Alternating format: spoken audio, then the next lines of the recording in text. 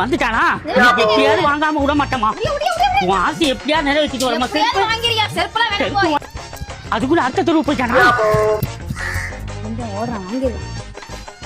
A few years later.